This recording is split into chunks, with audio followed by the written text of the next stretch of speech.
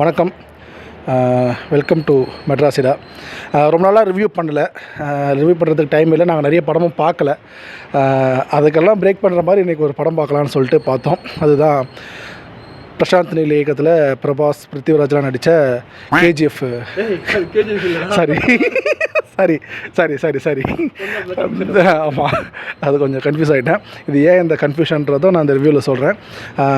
சலார் படத்தை பற்றி பார்க்க போகிறோம். முக்கியமான விஷயம், படம் பார்க்காதவங்க, படத்துக்கு டிக்கெட் புக் பண்ணவங்க படம் பார்த்துட்டு வந்து ரிவ்யூ பாருங்கள். ஏன்னா இது 100% ஸ்பாய்லர் இருக்கும்.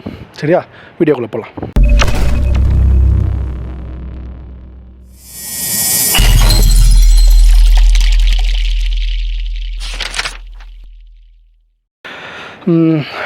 சலார் இந்த படம் ஸ்டார்ட் பண்ணதுலேருந்து ஒரு பெரிய ஹைப் இருந்துச்சு. அது ஏன்னு எல்லாருக்குமே தெரியும். கேஜிஎஃப் படம் பார்த்த எல்லாருமே சலாராக வெயிட் பண்ணிகிட்டு இருந்தாங்க, எப்போ ரிலீஸ் ஆகும் அப்படின்னு சொல்லிட்டு. நடுவிலலாம் இது வந்து கேஜிஎஃபோட அந்த யூனிவர்ஸ்லேயே இந்த லோகேஷ் யூனிவர்ஸ் மாதிரி இதுவும் பிரசாந்த் நீலோட யூனிவர்ஸ்ன்ற மாதிரிலாம் அப்படியே சொல்லிட்டு இருந்தாங்க. இது யூனிவர்ஸ் இல்லை, இந்த சேம் படம் தான் மறுபடியும் பார்த்த மாதிரி ஒரு ஃபீல் படம் ஸ்டார்ட் ஆனதுலேருந்து இருந்துச்சு. இது எங்கே ஆரம்பிச்சுது அப்படின்னா, ஃபஸ்ட்டு மச்சான் அந்த டைனோசர் சீனே வரல. Not in Jurassic Park. சிரிக்காதீங்க. ஃபஸ்ட்டு அந்த டைனோசர்ன்ற மாதிரி ஒரு டீசர் ஒன்று விட்டுருந்தாங்க. அங்கேயே படத்தோட ஹைப்பு கொஞ்சம் குறைஞ்சிது. அதுக்கப்புறம் ட்ரெய்லர் ஒன்று ரிலீஸ் பண்ணாங்க. அதில் இன்னும் கொஞ்சம் ஹைப் குறைஞ்சிடுச்சு. நான் சொல்கிறது தமிழ்நாட்டில் தமிழ் பீப்புள்கிட்ட இங்கே ஒரு பெரிய எக்ஸ்பெக்டேஷன் இருந்துச்சு படத்து மேலே. அங்கெல்லாம் குறைஞ்சிட்டு இப்போது ரிலீஸ் ட்ரெய்லர் ஒன்று விட்டாங்க. அதில் நான் கொஞ்சம் நல்லாயிருக்கும் போல் அப்படின்ற மாதிரி கொஞ்சம் ஹைப் க்ரியேட் பண்ணிவிட்டு நாங்கள் இன்றைக்கி போய் ஃபஸ்ட் ஷோ போய் பார்த்தோம். படத்தில் வந்து ஃபஸ்ட்டு பாசிட்டிவ்ஸ் பற்றி போயிடலாம். படத்தோட பாசிட்டிவ் என்ன அப்படின்னா, ஸ்டண்ட்டு அன்பரியம் மாஸ்டர் பண்ணியிருக்காங்க. ஒவ்வொரு ஸ்டண்ட்டும் டெரிஃபைடாக இருந்துச்சு. லிட்ரலி ரொம்ப கூஸ்பம்ஸாக இருந்துச்சு. கேஜிஎஃப்பில் எப்படி ஒரு ஸ்டண்ட்டும் இருக்குமோ அந்த அளவுக்கு கொஞ்சம் பெட்டராகவே இருந்துச்சு. ஷார்ட்ஸ்லாம் பயங்கரமாக வச்சுருந்தாங்க. அப்படியே அதே க்ரூ தான் ஓவராலாக ஒர்க் பண்ணியிருக்காங்க.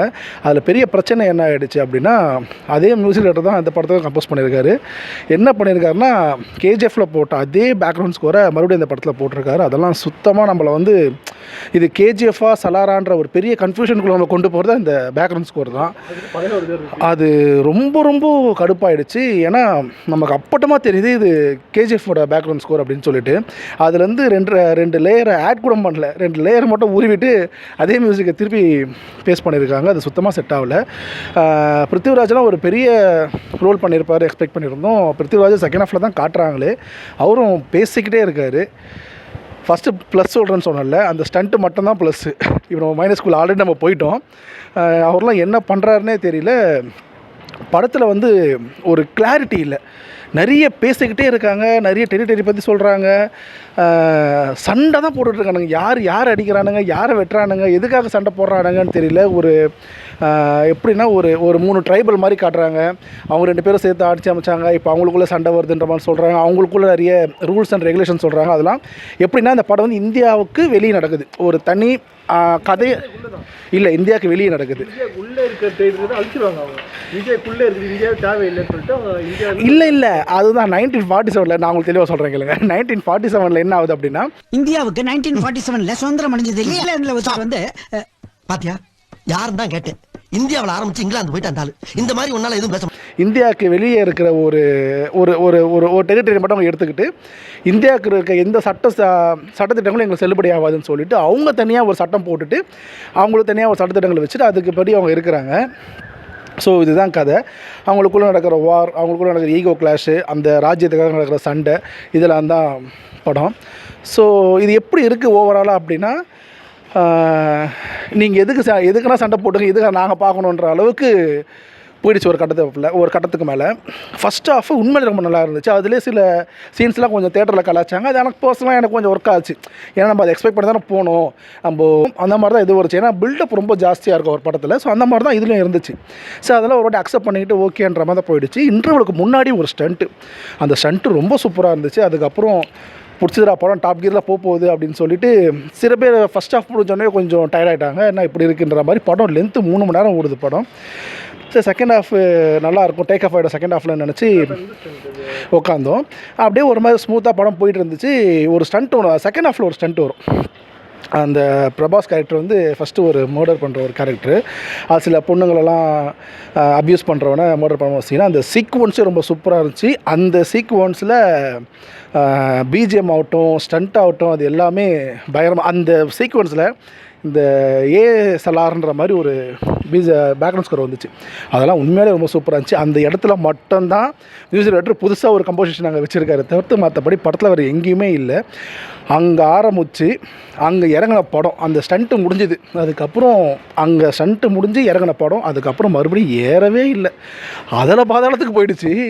எனக்குலாம் டயர்டாகி தூக்கம் வந்துடுச்சு. என்னடா இதுன்னு பக்கத்தில் ஒருத்தன் பயங்கரமான பிரபாஸ் ஃபேன் டென்ஷன் ஆகிறான் ஒரு சீனுக்கும் மாதிரி. அவன் டென்ஷன் ஆகிறான், முட்டை ஏஞ்சி ஓடுறான் போல அவன் ஸ்க்ரீனுக்கு. அவன் வேறு கடுப்பேற்றின்னு இருந்தான். இது ஒரு ரிவ்யூவாகவே நாங்கள் சொல்ல பிளான் பண்ணல. செம்ம ஃபன்னு தேட்டர்லேயே. தலைவலிக்க ஆரம்பிச்சிருச்சு. யாரா சண்டை போடுறீங்க, என்னென்னமோ பேசுகிறாங்க. அதாவது அது எப்படி சொல்கிறதுனா, அவங்க சொல்ல வரதான் சொல்லி முடிச்சிடணும் அப்படின்ற மாதிரி இருந்துச்சு. இதை வந்து ஆடியன்ஸுக்கு புரியுமா, அவங்களுக்கு எப்படி புரிய வைக்கணும், இதெல்லாம் நம்ம என்ன பண்ணாலுமே அதை ஃபஸ்ட் நம்ம ஆடியன்ஸுக்கு புரிய வைக்கணும். அந்த சேஸ் ஃபயர்னு ஒன்று சொல்கிறாங்க, அந்த ஓட்டு எடுப்பு நடக்குது, இதெல்லாம் நிறைய பேருக்கு ஒன்றுமே புரியல. அவ்வளோ கேரக்டர்ஸு, ஒவ்வொருத்தரும் ஒவ்வொரு மோட்டிவில் இருக்கானுங்க. ஒரு மோட்டிவில் ஒரு ஹீரோ போகிறான், வில்லனுக்கு ஒரு மோட்டிவ் இருக்கும், ஹீரோக்கு ஒரு மோட்டிவ் இருக்கும். அவங்களுக்கு ஒரு கிளாஷ் தான் எப்போ ஸ்க்ரீன் ப்ளே கரெக்டான போயிட்டுருக்கும். இதில் ஒரு 10 கேரக்டர் காட்டால் 10 பேருக்கு ஒரு மோட்டிவ் இருக்குது. 10 பேரும் ஒன்றா கிளாஷ் ஆகி எவன் என்ன பேசுகிறான், யாரை பற்றி பேசுகிறானுங்க, எவன் யாருக்கு சப்போர்ட் பண்ணுறான், யாருக்கு யார் எதிரி, எதுவுமே தெரியல. கடைசியில் பிருத்திவிராஜ் தான் வில்லன்ற மாதிரி சொல்கிறாங்க. இவங்க 2 பேர் பிரபாஸும் பிருத்திவிராஜ் க்ளோஸ் ஃப்ரெண்ட்ஸுன்றாங்க. பாபி சிம்கா சும்மா ஒரு ஜூனியர் ஆர்டிஸ்ட் மாதிரி சுற்றி இருந்தார், கடைசியில் அவர் ஒரு மெயின் வில்லன் அப்படின்றாங்க. ஒன்றுமே புரியல. ஆமாம், இந்த கெஸ்ட் அப்பியரன்ஸாக நம்பி போயிடாதீங்க, அவர்லாம் வரவே இல்லை. கேஜிஎஃப்க்கும் இதுக்கும் சம்மந்தமே இல்லை. ஆனால் படம் கேஜிஎஃப் மாதிரி தான் இருக்குது, ஆனால் கேஜிஎஃப்க்கு இதுக்கு சம்மந்தம் கிடையாது. ஆனால் கேஜிஎஃப் தான், இது ஒரு கேஜிஎஃப் தான். இப்போ நான் சொன்னது எப்படி இருந்துச்சு, இப்படி தான் இருக்குது படம். சரியா, ரொம்ப ஹைப்போட போனேன். கடைசியில் ரொம்ப டென்ஷன் ஆகிட்டோம். நாங்கள் எனக்கு ரிவ்யூ போடுற பிளானே இல்லை. நாங்கள் ஒரு முக்கியமான வேலையாக கிளம்பிட்டுருக்கோம்.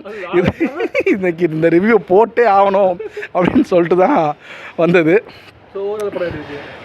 ஓவராலாக படம் எப்படி இருக்குது, உண்மையிலே ஒரு டீசன்ட் ஃபஸ்ட் ஹாஃபு. அதாவது கேஜிஎஃப் படம் பார்த்தவங்களுக்கு இது ஒரு டீசன்ட் ஃபஸ்ட் ஹாஃபே இருக்கும். ஒரு மிஸ்டீரியஸாக போயிட்டு இருந்துச்சு. பிரபாஸ் வந்து அவங்க அம்மா ஏன் அவர் அவ்வளோ பயங்கரமாக கண்ட்ரோல் பண்ணுறாங்க. அவங்க அம்மா அவர்கிட்ட ஒரு பிளாஸ்டிக் கத்தி கூட எடுக்க விடாமல் அவர் கண்ட்ரோல் பண்ணுறது, அவர் பிளாஸ்டிக் கத்தி கூட எடுக்கக்கூடாதுன்ற மாதிரி, அதெல்லாம் ஐயோ செம்ம கிரிஞ்சு. சுதிஹாசன் அவங்கள பற்றி நான் பேச விரும்பல, சரியா, அதை விட்ருங்க. அந்த மாதிரி ரொம்ப கண்ட்ரோல் பண்ணி வச்சுட்டு இவங்க என்ன பண்ண போகிறாங்கன்ற மாதிரி இருந்துச்சு. ஃபஸ்ட்டு டைட்டில் கார்ட்லேயே பிருத்திவிராஜும் பிரபாஸை பிரிஞ்சிருவாங்க. பிருத்திவிராஜ் எப்போ பிரபாஸை கூப்பிட போகிறாரு அப்படின்ற மாதிரி இருக்கும். எல்லாருமே அவங்க டெரிட்டரியை சேவ் பண்ணுறதுக்கு பெரிய பெரிய ஆர்மிஸை கூப்பிடுவாங்க. இவர் பிரபாஸை மட்டும் கூப்பிட்டு வருவார். அந்த தலைவர் ஆர்மி தான்டா, அவன் ஒரு ஒன் மேன் ஆர்மின்ற மாதிரி கூப்பிட்டு வராங்க. அதெல்லாம் ஒரு மாதிரி ஓரளவுக்கு ஒர்க் ஆச்சு. சரி, உள்ளே போய் என்ன பண்ண போகிறான்ற மாதிரி ஒர்க் ஆச்சு. அப்புறம் ஒரு கேஜிஎஃப், அவ்வளோதான். அதெல்லாம் ரொம்ப எப்படி சொல்கிறது, இது எப்படி சொல்கிறேனே அதுதான். படம் வந்து நான் காலைல ரிவ்யூஸ்லாம் வந்து எப்படி சொன்னாங்கன்னா டீசென்ட் வாட்ச்னு சொன்னாங்க. இது 100 ஆமாம், ஆந்திராவில் இது ஒரு டீசென்ட் வாட்ச்னு சொன்னாங்க. அப்போது தமிழ்நாட்டில் பாருங்கள், இது ஒரு டீசென்ட் வாட்ச்லாம் கூட கிடையாது. இது டிக்கெட் எடுத்தவங்க புக் பண்ணவங்க போய் பாருங்கள், இல்லை வேறு யாருன்னா ஃப்ரீயாக இருக்காங்க அவங்களுக்கு கொடுத்து அவங்க போய் பார்க்க சொல்லுங்கள். உண்மையிலே ஒரு 3 மணி நேரம் சட்டை வேஸ்ட்டு உங்களுக்கு. அப்புறம் தேங்க்யூ ஸோ மச். அவ்வளோதான், 3 மணி நேரம் வேஸ்ட்டுன்னு. அப்புறம் என்ன சொல்கிறது.